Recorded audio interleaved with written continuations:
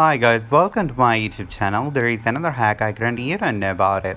So let's jump into setting and scroll down. There is an option, tab on privacy, and there is a second option, tab on tracking.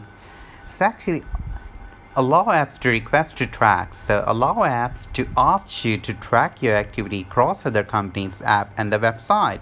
When this is off, all new app tracking requests are automatically denied. Apps that have asked for permission to track your activity within identifier will appear here. Tracking activities is blocked by apps that you have denied access to.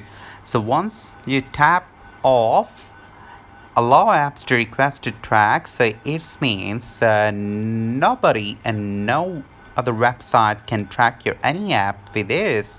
So that's the hack today. So actually if you want to watch more, so you can just click and subscribe and press this bell icon so you can get my any new videos on the spot. Thank you for watching.